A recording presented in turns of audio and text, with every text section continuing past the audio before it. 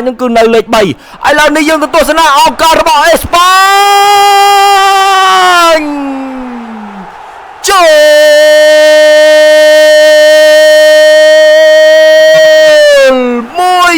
1-0មុននឹងបន្តវីដេអូសម្រាប់បងប្អូនយើងដែលមិនទាន់បាន follow បាទកុំភ្លេចជួយចុច follow ម្នាក់មួយផងដើម្បីផ្ដល់ជាកម្លាំងចិត្តដល់រូបខ្ញុំបាទជំរាបសួរប្រិយមិត្តទស្សនិកជនជាទីគោរពនិងជាទីមេត្រីស្វាគមន៍មកកាន់ការប្រកួតរវាងក្រុមជម្រើសជាតិអេស្ប៉ាញប៉ះគ្នាបាទជាមួយនឹងក្រុមជម្រើសជាតិអារ៉ាប៊ីសាអូឌីតនៅក្នុងការប្រកួតវគ្គសន្សំពិន្ទុជុំទី2នៅក្នុង Pool H នៅក្នុងព្រឹត្តិការណ៍ FIFA World Cup 2026 វត្តមានកីឡាករទាំងពីរក៏ត្រៀមបាទធ្វើដំណើរចូលមកកាន់ទីលានប្រកួត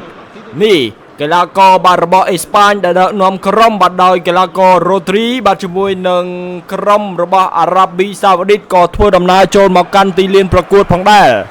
មានទាំងយ៉ាម៉ាល់បាទក៏ដូចជាកីឡាករផ្សេងបាទជាច្រើនរូបទៀតឥឡូវនេះបាទនេះអ្នកគ្រប់គ្រងរបស់អេស្ប៉ាញក៏ដូចជាអ្នកគ្រប់គ្រងរបស់អារ៉ាប៊ីសាអូឌីតបាទកំពុងតែអបអរឥឡូវយើងទៅទស្សនាការគោរពទង់ជាតិបាទរបស់ក្រុមជម្រើសជាតិអារ៉ាប៊ីសាអូឌីត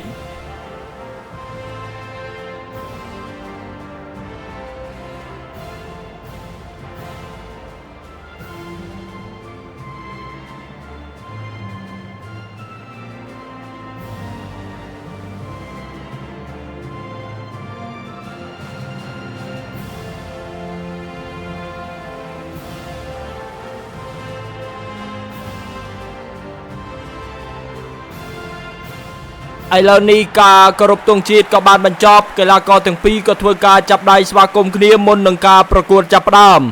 នេះជាជម្រើសបាទ11នាក់របស់អេស្ប៉ាញមានអ្នកចាំទីដាវីតរេយ៉ាបាទខ្សែការពារបាទមានអេរិកកាសៀបាទគូបាស៊ីហើយនេះជាខ្សែបម្រើមានពេទ្រីរ៉ូទ្រីបាទជាមួយនឹងហ្វាប៊ៀនរូអ៊ីសបាទខណៈដែលខ្សែប្រយុទ្ធបាទមាននីកូវីលៀមបាទមានកីឡាករអូយ៉ាសាបាល់និងឡាមីនយ៉ាម៉ាល់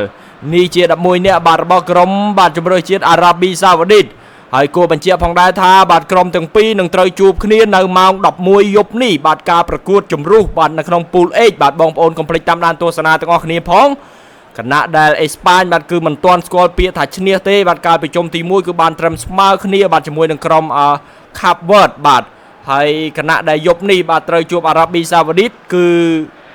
ត្រូវធ្វើយ៉ាងណាឲ្យបាន3ពិន្ទុដើម្បីមានឱកាសបាទឡើងទៅកាន់វគ្គបន្តក៏ដូចជាវគ្គ32ក្រុមឥឡូវនេះយើងទៅទស្សនាបាទរូបភាពនៅលើទីលានបាទបាល់ត្រៀមកែដោយក្រុមជម្រើសជាតិអេស្ប៉ាញដែលមានឯកសណ្ឋានពណ៌ក្រហមគឺគេហៅថារហស្សនាមគោក្រហមអេស្ប៉ាញបាល់ជាប់ជើងដោយ Fabian Ruiz បាទបញ្ជូនមកយ៉ាម៉ាល់ស្រូត្រង់នេះឱកាសរបស់អេស្ប៉ាញអូយ៉ាសាបាល់បាទចេញទៅខាងក្រៅទៅហើយអូយបាទបើកឆាកភ្លាមបាទត្រង់នេះការបញ្ជូនបាទយ៉ាងល្អពីឡាមីនយ៉ាម៉ាល់ហើយក៏សុទ្ធបាទពីអូយ៉ាសាបាល់បានត្រឹមតែចេញទៅខាងក្រៅតែប៉ុណ្ណោះពិតជាសោកស្ដាយមែនទែនបាទឱកាសប្រាក់បាទរបស់អេស្ប៉ាញបិញនេះឥឡូវយើងបន្តទៅទស្សនាការប្រកួតរបស់យើងជាបន្តបាល់គ្រប់គ្រងដោយអារ៉ាប៊ីសាអូឌីតដែលមានឯកសណ្ឋានពណ៌សឱកាសរបស់អេស្ប៉ាញបញ្ជូនមកខាងក្រោយអូយចោលបាល់ទៀតទៅហើយបាទសម្រាប់អេស្ប៉ាញឥឡូវបន្តទស្សនាការប្រកួតបាល់ជាប់ជើងដោយអារ៉ាប៊ីសាអូឌីតឱកាសរបស់អារ៉ាប៊ីសាអូឌីតតែទៅមិនផុតបាទពីកីឡាកររបស់អេស្ប៉ាញឡើយបញ្ជូនចូលកណ្ដាលឲ្យពេទ្រីក៏សម្លឹងមកខាងឆ្វេងឲ្យនីកូវីលៀមបញ្ជូនមកត្រង់នេះមិនបានល្អក៏ឆក់បាល់បានពីអារ៉ាប៊ីសាអូឌីតសាជាថ្មីបញ្ជូនទៅស្លាប់ខាងឆ្វេងឲ្យយ៉ាម៉ាល់ក៏ទម្លាក់មកបន្តិចក៏គ្រប់គ្រងជាបន្តពីអារ៉ាប់ត្រង់នេះកំពុងតែបន្តគ្រប់គ្រងដោយអារ៉ាប៊ីសាអូឌីតឱកាសរបស់អារ៉ាប់បញ្ជូនមកត្រង់នេះឱកាសរបស់កីឡាកររបស់អារ៉ាប៊ីសាអូឌីតសុទ្ធឆ្វេងអូយបាល់នេះមានទៅមានមកអេស្ប៉ាញយ៉ាងណាយ៉ាងណីអញ្ចេះទើបតែបើកការប្រកួតបាទប្រកួតនេះបាទត្រូវធ្វើយ៉ាងណាដើម្បីទទួលបានលទ្ធផលល្អដើម្បីផ្គប់ចិត្តអ្នកគ្រប់គ្រងក៏ដូចជាកក់ក្ដៅបាទនៅក្នុងការឡើងទៅកាន់វគ្គ32ក្រុមចុងក្រោយឥឡូវបន្តទស្សនាការប្រកួតបាល់ជាប់ជើងដោយអេស្ប៉ាញសម្លឹងមើលគ្នាពេទ្រីស្រូមកត្រង់នេះឲ្យអូយ៉ាសាបាល់ឱកាសរបស់អេស្ប៉ាញបញ្ជូនមកខាងឆ្វេងឲ្យនីកូវីលៀមលើកហើយក៏ប៉ុន្តែបាល់នេះបានត្រឹមតែចេញទៅខាងក្រៅតែប៉ុណ្ណោះ គួរបញ្ជាក់ផងដែរថាក្រុមទាំងពីរធ្លាប់ជួបគ្នា3ដងបាទកាល World Cup ជួបគ្នាម្ដងកាលពីឆ្នាំ2006គឺបាទអារ៉ាប៊ីសាអូឌីតចាញ់អេស្ប៉ាញដោយលទ្ធផល1-0ហើយការប្រកួតមិត្តភាពចុងក្រោយបាទនៅឆ្នាំ2012អេស្ប៉ាញបាទស៊ីអារ៉ាប៊ីសាអូឌីតដោយលទ្ធផល5-0ចំណែកឯការប្រកួតយប់នេះបាទគឺត្រូវជួបគ្នានៅ World Cup វិញម្ដងបាទជួបគ្នាលើកទី2បាទនៅ World Cup ចាំមើលតើអេស្ប៉ាញបាទបន្តយកឈ្នះឬក៏អារ៉ាប៊ីសាអូឌីតបំបែកកំណត់ត្រាបាទយកស្មើឬក៏ឈ្នះប៉ុន្តែបើផ្អែកបាទទៅលើ FIFA ranking បាទសម្រាប់ក្រុមទាំងពីរបាទគឺអេស្ប៉ាញមានចំណាត់ថ្នាក់ល្អមែនទែនឥឡូវនេះឱកាសសុទ្ធមួយជើងពីអេស្ប៉ាញប៉ុន្តែបាល់នេះបានត្រឹមតែហោះរំលងរបាទីទៅខាងលើតែប៉ុណ្ណោះឥឡូវឱកាសជាបន្តពីអារ៉ាប់បញ្ជូនមកខាងក្រោយហើយក៏លេងមួយ build up តាមដែលអាចធ្វើទៅបានបញ្ជូនមកស្លាប់ខាងស្ដាំពីអារ៉ាប៊ីសាអូឌីតទម្លាក់មកបន្តិចប៉ុន្តែយកបាល់មិនបានល្អក៏គ្រប់គ្រងជាបន្តពីពេទ្រីឲ្យ William នេះគឺល្អមែនទែនបាទឥឡូវនេះបន្តទស្សនាការប្រកួតឱកាសរបស់អេស្ប៉ាញអូយ៉ាសាបាល់ឱកាសរបស់អេស្ប៉ាញអូយស្ដាយមែនទែនបាទគ្រីម៉ាល់ដូនេះការបញ្ជូន 1-2 ស្អាតមែនទែនពីអូយ៉ាសាបាល់បញ្ជូនមកសុទ្ធឆ្វេងប៉ុន្តែបាល់នេះបានត្រឹមតែចេញទៅខាងក្រៅតែប៉ុណ្ណោះសោកស្ដាយបាទសម្រាប់គោក្រហមអេស្ប៉ាញបើផ្អែកបាទទៅលើ FIFA ranking បាទក្រុមទាំងពីរគឺគម្លាតគ្នាឆ្ងាយណាស់បាទសម្រាប់អារ៉ាប៊ីសាអូឌីតបាទគឺនៅចំណាត់ថ្នាក់លេខ17ខណៈដែលក្រុមបាទជម្រើសជាតិអេស្ប៉ាញនោះគឺនៅលេខ3ឥឡូវនេះយើងទៅទស្សនាឱកាសរបស់អេស្ប៉ាញចូល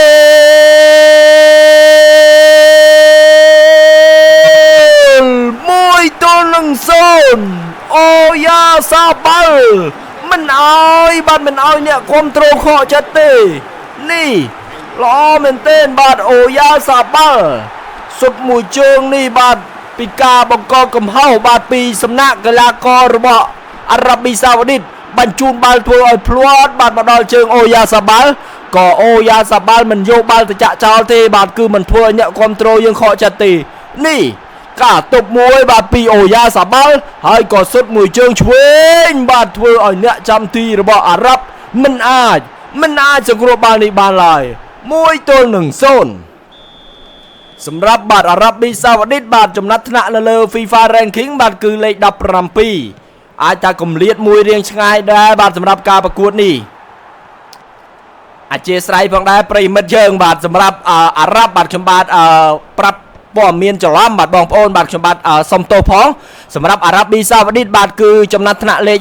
59បាទគឺថាឆ្ងាយពីអេស្ប៉ាញច្រើនបាទអញ្ចឹងលេខ17មិនមែនអារ៉ាប៊ីសាអូឌីតទេខ្ញុំបាទសុំទោសមែនទែនបាទទៅកាន់បងប្អូនយើងឥឡូវនេះយើងបន្តទស្សនាការប្រកួតបាទខណៈដែលអេស្ប៉ាញលេខ3បាទគឺជាក្រុមខ្លាំងមួយបាទនៅលើពិភពលោកផងដែរឥឡូវបន្តទស្សនាការប្រកួតបាល់ជាប់ជើងដោយមីកាអែលអូយ៉ាសាបាល់ទៅជាបន្តអូយ៉ាសាបាល់បញ្ជូនមកខាងក្រៅឲ្យយ៉ាម៉ាល់សុទ្ធឆ្វេងប៉ុន្តែប៉ះនឹងរនាំងការពារក៏បន្តដាក់សម្ពាធបាទទៅលើអារ៉ាប់ជាបន្តឥឡូវបាល់បន្តគ្រប់គ្រងដោយក្រុមជម្រើសជាតិអារ៉ាប៊ីសាអូឌីតបាល់ចេញទៅខាងក្រៅទៅហើយបាល់គប់ទូបាទបានទៅខាងក្រុមជម្រើសជាតិអារ៉ាប៊ីសាអូឌីតបញ្ជូនមកត្រង់នេះល្អមែនទែនឱកាសពីអារ៉ាប៊ីសាអូឌីតបញ្ជូនខ្លីៗក៏យកបាល់បានពីអេស្ប៉ាញមកដល់ជើងបាទកីឡាករវីលៀមត្រង់នេះទៅមិនបានល្អក៏បន្តគ្រប់គ្រងពីសំណាក់កីឡាកររបស់អារ៉ាប៊ីសាអូឌីតបញ្ជូនមកត្រង់នេះមិនបានល្អឆក់បាល់បានពីអេស្ប៉ាញក៏បញ្ជូនមិនបានល្អយកបាល់បានពីអារ៉ាប៊ីសាអូឌីតជាបន្តឱកាសរបស់អារ៉ាប៊ីសាអូឌីតស្រូមកត្រង់នេះឱកាសរបស់អារ៉ាប៊ីសាអូឌីតបញ្ជូនមកឆ្វេងសុទ្ធមួយជើងក៏សង្គ្រោះបាល់បានពីដាវីតរ៉ាយ៉ាអូយល្អមែនទែនបាទរ៉ាយ៉ានេះឥឡូវយើងបន្តទស្សនាការប្រកួតបាល់ជាប់ជើងដោយក្រុមជម្រើសជាតិបាទអារ៉ាប៊ីសាអូឌីតក៏យកបាល់បានពីអេស្ប៉ាញទៅមុខជាបន្តពីនីកូវីលៀមប្រើល្បឿនលឿនមែនទែនវីលៀមទៅមិនផុតពីខ្សែការពាររបស់អារ៉ាប់ឡើយក៏យកបាល់បានពីអារ៉ាប់បញ្ជូនទៅស្លាប់ខាងស្ដាំមកដល់បាទជើងកីឡាករវ៉ាហេតបញ្ជូនទៅស្ដាំឲ្យសារជាថ្មីម៉ូតាសាំបញ្ជូនមកត្រង់នេះលើកហើយក៏តាត់ចេញពីខ្សែការពារអេស្ប៉ាញសុទ្ធមួយជើងអូយបាទចូលទីបាត់ទៅហើយ1-1ពីកីឡាករបាទសាគ្វីបបាទរបស់អារ៉ាប៊ីសាអូឌីតបាទការបង្កកំហុសក៏ដូចជាការឃ្លៀបាល់មិនបានល្អបាទពីសំណាក់ខ្សែការពាររបស់អេស្ប៉ាញធ្វើឲ្យអារ៉ាប៊ីសាអូឌីតបាទសុទ្ធបញ្ចូលទី 1-1បាទទៅលើអេស្ប៉ាញនេះការសុទ្ធមួយជើងស្ដាំត្រង់នេះល្អបាទល្អមែនទែនបាទអ្នកចាំទីបាទដាវីតរ៉ាយ៉ាមិនអាចសង្គ្រោះបាល់នេះបានឡើយនេះមួយជើងស្ដាំបាទពីសំណាក់កីឡាកររបស់អារ៉ាប៊ីសាអូឌីត1-1ពិតជាមិនធម្មតាទេបាទឥឡូវយើងបន្តទៅទស្សនាការប្រកួតរបស់យើងជាបន្តបាល់ជាប់ជើងដោយកីឡាកររបស់អេស្ប៉ាញពេទ្រីក៏បញ្ជូនមិនបានល្អក៏បន្តយកបាល់បានបាទពីក្រុមជម្រើសជាតិអារ៉ាប៊ីសាអូឌីតទម្លាក់មកខាងក្រោយបន្តិចបាទបន្ទាប់ពីបាន1-1បាទក៏ព្យាយាមលេងបាទbuild up ជាបន្តបាទសម្រាប់អារ៉ាប់ឥឡូវអេស្ប៉ាញកំពុងតែគ្រប់គ្រងបាល់បញ្ជូនឲ្យ Fabian Ruiz សម្លឹងមើលយ៉ាម៉ាល់ប៉ុន្តែទៅមិនទាន់ទេយ៉ាម៉ាល់ក៏ព្យាយាមទៅយកបាល់ប៉ុន្តែបាល់ចេញទៅខាងក្រៅបាទបាល់ទាត់ចេញពីជ្រុងបាទទៅខាងក្រុមបាទជម្រើសជាតិអេស្ប៉ាញហើយខណៈដែលពេលវេលាបាទនៅក្នុងវគ្គទី1ក៏ជិតនឹងអស់ផងដែរឥឡូវនេះបញ្ជូនពីអេស្ប៉ាញមកត្រង់នេះទម្លាក់មកខាងក្រោយឱកាសរបស់អេស្ប៉ាញសុទ្ធមួយជើងតែទៅមិនផុតពីខ្សែការពារបាទរបស់អារ៉ាប៊ីសាអូឌីតឡើយឥឡូវបន្តគ្រប់គ្រងពីក្រុមជម្រើសជាតិអេស្ប៉ាញក៏យកបាល់បានពីអារ៉ាប់ជាបន្តបាល់ជាប់ជើងដោយនេះបាល់លោកអញ្ញាកដាលក៏បានផ្លុំកញ្ចែបញ្ចប់ការប្រកួតបាទ45នាទីនៅក្នុងវគ្គទី1ប្រិមត្តទស្សនិកជនជាទីគោរពនិងជាទីមេត្រីបានកុំភ្លេចតាមដានទស្សនាការប្រកួតនៅវគ្គទី2ទាំងអស់គ្នាបាទជាមួយនឹងខ្ញុំបាទគួរបញ្ជាក់ផងដែរថាការប្រកួតនេះគឺជាការប្រកួតបាទនៅលើ Game eFootball 2026ចឹងសម្រាប់ការប្រកួតនៃរាត្រីនេះបាទនៅម៉ោង11បងប្អូនកុំភ្លេចតាមដានទស្សនាទាំងអស់គ្នាផងហើយសម្រាប់បងប្អូនដែលមិនទាន់បានចុច follow page បាទកុំភ្លេចជួយ follow ម្នាក់មួយក៏ដូចជាចែករំលែកម្នាក់មួយផងដើម្បីផ្ដល់បាទជាកម្លាំងចិត្តដល់ខ្ញុំបាទក្នុងការថាអធិប្បាយជូនបងប្អូនសប្បាយឥឡូវនេះយើងបន្តទស្សនាការប្រកួតវគ្គទី2បាទរបស់យើងជាបន្តទៀតបាល់កែដោយក្រុមជម្រើសជាតិអារ៉ាប់ទម្លាក់មកខាងក្រោយ1-2ល្អមែនទែនក៏បញ្ជូនឲ្យខ្សែការពារសម្លឹងទៅស្លាប់ខាងឆ្វេងទះមកខាងក្រោយជាបន្ត1-2 តាមដែលអាចធ្វើទៅបានដើម្បីគ្រប់គ្រងស្ថានភាពឥឡូវឱកាសពីអារ៉ាប់ប៉ុន្តែទៅមិនផុតពីគូបាស៊ីឡើយបាល់ជាប់ជើងដោយរ៉ូទ្រីឲ្យអេរិកកាហ្សៀក៏បញ្ជូនឲ្យគ្រីម៉ាល់ដូឲ្យវីលៀមសម្លឹងទៅស្លាប់ខាងស្ដាំក៏បញ្ជូនឲ្យយ៉ាម៉ាល់ទប់បាល់ល្អមែនទែនឡាមីនយ៉ាម៉ាល់ឲ្យពេទ្រីឲ្យយ៉ាម៉ាល់ពេទ្រីថ្ងៃនេះដូចជាខូចបាល់ច្រើនដល់ហើយឥឡូវលោកអញ្ញាកដាលក៏ពិន័យហើយសម្រាប់ការប្រកួតនារាត្រីនេះសម្រាប់លទ្ធផលបាទជាទស្សនៈរបស់ខ្ញុំបាទផ្ទាល់ខ្ញុំបាទគិតថាក្រុមជម្រើសជាតិអេស្ប៉ាញនៅនឹងទទួលបាន3ពិន្ទុនារាត្រីនេះអាចថាយកឈ្នះបាទទៅលើអារ៉ាប៊ីសាអូឌីតដោយលទ្ធផល2-0ចុះបងប្អូនវិញបាទយល់យ៉ាងណាដែរក្រោយតែពីបាន1អធិស្ឋានក្រោយតែពីលទ្ធផលស្មើឥឡូវយើងមកទស្សនាឱកាសរបស់អេស្ប៉ាញត្រង់នេះសិនពេទ្រីធ្វើឲ្យខូចបាល់ទៅហើយសម្រាប់រាត្រីនេះបាទខ្ញុំបាទគិតថាអេស្ប៉ាញនឹងទទួលបាន3ពិន្ទុដោយលទ្ធផល2-0បាទទៅលើអារ៉ាប៊ីសាអូឌីតបើយើងផ្អែកបាទទៅលើលទ្ធផលប្រវត្តិសាស្ត្រដែលធ្លាប់ជួបបាទជាមួយក្រុមទាំងពីរបាទគឺអារ៉ាប់មិនដែលស្គាល់ពាក្យថាឈ្នះអេស្ប៉ាញឡើយបាទហើយភាគច្រើនហ្នឹងគឺអេស្ប៉ាញ clean sheet តែម្ដងបាទប៉ុន្តែសម្រាប់ការប្រកួតនារាត្រីនេះបាទដោយសារតែមួយវិញទៀតបាទគឺអេស្ប៉ាញត្រូវការឈ្នះជាដាច់ខាតបាទសម្រាប់ការប្រកួតជុំទី2របស់ខ្លួនដើម្បីមានឱកាសឡើងទៅវគ្គបន្តបើសិនជាបដ ாய் ឲ្យស្មើឬក៏ចាញ់គឺពិបាកណាស់សម្រាប់គោក្រហមអេស្ប៉ាញឥឡូវយើងបន្តទស្សនាការប្រកួតបាល់ត្រង់នេះលោកអាញាកណ្ដាលក៏លើកទង់បាត់ offside ទៅហើយអញ្ចឹងគឺអេស្ប៉ាញអាចនឹងឈ្នះបាត់ទៅលើអារ៉ាប់ដោយលទ្ធផល2-0ហើយបើផ្អែកបាត់ទៅលើ FIFA ranking ហ្នឹងគឺគម្លាតឆ្ងាយគ្នាមែនទែនគឺអេស្ប៉ាញលេខ3អារ៉ាប៊ីសាអូឌីតលេខ59គឺខុសគ្នាឆ្ងាយណាស់បាទសម្រាប់ក្រុមទាំងពីរក៏ដូចជាគុណភាពកីឡាកររបស់ក្រុមទាំងពីរប៉ុន្តែទោះបីជាយ៉ាងណាក្តីបាទយើងរងចាំទស្សនាការប្រកួតបាទនៅយប់នេះម៉ោង11ទាំងអស់គ្នាដើម្បីដឹងថាក្រុមណាជាអ្នកទទួលបានជ័យជំនះក៏ដូចជាចែកគ្នាម្នាក់មួយពិន្ទុរងចាំមើលទាំងអស់គ្នាដោយសារតែបាល់មូលគឺយើងអាចដឹងមុនបានទេការយល់ឃើញរបស់ខ្ញុំបាទផ្ទាល់តែប៉ុណ្ណោះបាទថាអេស្ប៉ាញនឹងឈ្នះ2-0ចុះបងប្អូនវិញយល់យ៉ាងណាដែរកុំភ្លេចបាទជួយ comment ម្នាក់មួយផងឥឡូវយើងមកទស្សនាការប្រកួតនៅលើទីលានយើងវិញម្ដងបាទបាល់ជាប់ជើងដោយក្រុមជម្រើសជាតិអារ៉ាប៊ីសាអូឌីតបញ្ជូនមកត្រង់នេះបាល់ចេញទៅខាងក្រៅបាល់របស់ទូសបានទៅខាងក្រុមជម្រើសជាតិអេស្ប៉ាញឥឡូវនេះបាទដូរកីឡាករមួយរូបហើយបាទគឺនីកូវីលៀមចេញបាទជំនួសវិញដោយកីឡាករ Ferran Torres បាទនីកូវីលៀមនេះគឺល្អមែនទែនបាទបច្ចុប្បន្នលេងនៅក្លឹបបាទ Atletico Bilbao បាទ ហើយបាសេឡូណាក៏ចង់បានខ្លាំងមែនទែនបាទសម្រាប់នីកូវីលៀមឥឡូវយើងបន្តទស្សនាការប្រកួតរបស់យើងជាបន្តបាល់ជាប់ជើងដោយក្រុមជម្រើសជាតិអេស្ប៉ាញបញ្ជូនមកកដាលត្រង់នេះក៏ទៅខាងស្ដាំមិនបានល្អយកបាល់បានពីក្រុមជម្រើសជាតិបាទអារ៉ាប៊ីសាអូឌីតបញ្ជូនឲ្យយ៉ាម៉ាល់ឲ្យអូយ៉ាសាបាល់ដែលជាម្ចាស់គ្រាប់បាល់ទី1បាទឲ្យអេស្ប៉ាញនាំមកបាទទៅលើក្រុមជម្រើសជាតិអារ៉ាប៊ីសាអូឌីតប៉ុន្តែត្រូវបានបាទក្រុមជម្រើសជាតិអារ៉ាប៊ីសាអូឌីតបាទតាមស្មើឥឡូវទស្សនាឱកាសរបស់អេស្ប៉ាញសុទ្ធមួយជើងត្រង់នេះតែទៅមិនផុតពីរនាំងការពារបាទរបស់ក្រុមបាទជម្រើសជាតិអារ៉ាប៊ីសាអូឌីតឡើយបាល់ជាប់ជើងដោយម៉ូស្តាហ្សេមបញ្ជូនឲ្យវ៉ាស៊ីមទៅមិនផុតឡើយបាល់ជាប់ជើងដោយអូយ៉ាសាបាល់មីគីអែលអូយ៉ាសាបាល់ដែលជាម្ចាស់គ្រាប់បាល់ដែលសុទ្ធបញ្ចូលទីឲ្យអេស្ប៉ាញបាទមួយគ្រាប់មុនឥឡូវទស្សនាឱកាសជាបន្តបាទពីអារ៉ាប់បញ្ជូនមកខាងលើឲ្យរូអ៊ីបញ្ជូនឲ្យយ៉ាម៉ាល់ឲ្យអូយ៉ាសាបាល់ត្រង់នេះមិនបានល្អលោកអញ្ញាកដាលក៏មិនពីនៃបាល់លេងជាបន្តដោយក្រុមជម្រើសជាតិបាទអារ៉ាប៊ីសាអូឌីតឱកាសរបស់អារ៉ាប់ទៅមិនផុតឡើយបាល់លេងជាបន្តបាទពីរ៉ូទ្រីបញ្ជូនមិនបានល្អឱកាសរបស់អារ៉ាប់ត្រង់នេះតែទៅមិនផុតពីខ្សែការពាររបស់អេស្ប៉ាញឡើយបញ្ជូនមកប៉ុន្តែទៅមិនផុតក៏ទម្លាក់មកដល់ដៃអ្នកចាំទម្លាក់មកឲ្យអ្នកចាំទីបាទរបស់អារ៉ាប់ជាបន្តបញ្ជូនទៅស្លាបខាងឆ្វេងសម្លឹងមើលគ្នាក៏ស្រូមកខាងលើឱកាសរបស់អារ៉ាប៊ីសាអូឌីតកັບមួយល្អមែនទែនឱកាសរបស់អារ៉ាប៊ីសាអូឌីតទាញមួយទាញពីរល្អមែនទែនឱកាសរបស់អារ៉ាប៊ីសាអូឌីតសុទ្ធត្រង់នេះតែប៉ះនឹងរនាំងការពារបាទរបស់អេស្ប៉ាញ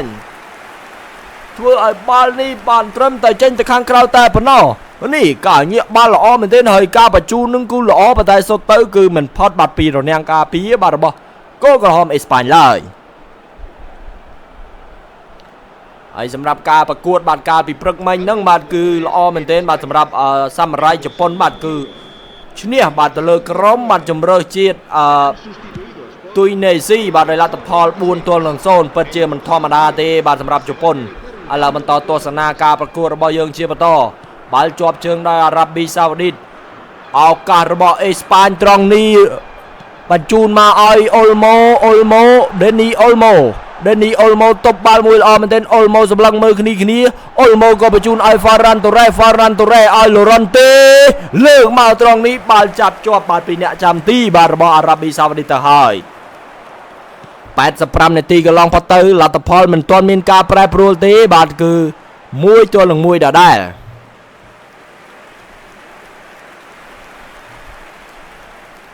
ឥឡូវនេះបាទកីឡាកររបស់អារ៉ាប៊ីសាអូឌីតក៏ធ្វើការផ្លាស់ប្ដូរផងដែរយើងបន្តទៅទស្សនាបាល់បោះទូបាទពីអារ៉ាប៊ីសាអូឌីតសម្លឹងមើលគ្នាបញ្ជូនមកត្រង់នេះឱកាសរបស់បាទអារ៉ាប៊ីសាអូឌីតទៅជាបន្តត្រង់នេះទៅមិនផុតបាទពីអេរិកកាហ្សៀឡើយអេរិកកាហ្សៀបញ្ជូនមកត្រង់នេះក៏ហ្គ្រីម៉ាល់ដូឲ្យហ្វាបិនអធិស្ឋានហ្វាបៀនរូអ៊ីត្រង់នេះទៅមិនផុតពីខ្សែការពាររបស់អារ៉ាប៊ីសាអូឌីតឡើយខណៈដែលពេលវេលានៅក្នុងវគ្គទី2ក៏ជិតនឹងអស់ផងដែរម៉ោងបន្ថែមមានចំនួន2នាទីឥឡូវនេះឱកាសចុងម៉ោងរបស់អារ៉ាប៊ីសាអូឌីតទម្លាក់មកខាងក្រោយបន្តិចឱកាសរបស់អារ៉ាប៊ីសាអូឌីតតែទៅមិនផុតបាទពីខ្សែការពាររបស់អេស្ប៉ាញបាល់ជាប់ជើងដោយដេនីអ៊ុលម៉ូបញ្ជូនមកជាបន្តអ៊ុលម៉ូសម្លឹងមើលគ្នាអ៊ុលម៉ូប្រើល្បឿនលឿនមែនទែនអ៊ុលម៉ូដេនីអ៊ុលម៉ូកំពុងតែរូលទៅមុខអ៊ុលម៉ូសម្រាប់ចិត្តសុទ្ធតែម្ដងលោកអញ្ញាកដាលក៏ផ្លុំកញ្ចែបញ្ចប់ការប្រកួត90នាទីហើយនៅក្នុងហ្គេម e-football ហ្នឹងបាទពេលដែលចប់គឺទៅកាត់សេចក្តីដែលបាល់ពីដី11ម៉ែត្រប៉ុន្តែសម្រាប់ការប្រកួតយប់នេះបាទគឺអត់ទាត់បាល់11ម៉ែត្រទេបើសិនជាស្មើគ្នាគឺចែកគ្នាម្នាក់1ពិន្ទុបើសិនជាក្រុមណាឈ្នះគឺទទួលបាន3ពិន្ទុឥឡូវនេះយើងទស្សនាបាល់ពីនៃ11កាត់សេចក្តីបាទ11ម៉ែត្រទាំងអស់គ្នាបាទខ្ញុំបាទគឺជាអ្នក control បាទនៅក្នុងការសុទ្ធអេស្ប៉ាញបើសិនជាសុទ្ធមិនបានល្អអីក៏សូមអធិស្ឋានពីបងប្អូនយើងបាទនេះជាការប្រកួតនៅក្នុងហ្គេមទេឥឡូវនេះបាល់ត្រៀមសុទ្ធបាទពី Ferran Torres ខ្ញុំបាទកំពុងតែសេរីកណុងបាទ Ferran Torres ចូល1អារ៉ាប៊ីសាអូឌីត0ឥឡូវយើងទៅទស្សនាគ្រាប់បាល់បាទរបស់អារ៉ាប៊ីសាអូឌីតវិញម្ដងកំពុងតែត្រៀមសុទ្ធបាទពីកីឡាករលេខ19សង្កូបាល់ពីដាវីតរាយ៉ាដែរប៉ុន្តែបាល់នេះមិនអាចទះប៉ះទេឥឡូវនេះបាល់ត្រៀមសុទ្ធបាទពី កីឡាកររបស់អេស្ប៉ាញសុទ្ធត្រង់នេះអូយចាប់ជាប់បាត់ពីអ្នកចាំទីបាទរបស់អារ៉ាប៊ីសាអូឌីតទៅហើយឥឡូវនេះយើងមកទស្សនាគ្រាប់បាល់របស់អារ៉ាប់វិញម្ដងតើរ៉ាយ៉ាអាចសង្គ្រោះបាល់បានឬក៏យ៉ាងណាមិនបានទេសុទ្ធល្អមែនទែនត្រង់នេះឥឡូវបាទយើងទៅមើលការសុទ្ធរបស់គ្រីម៉ាល់ដូ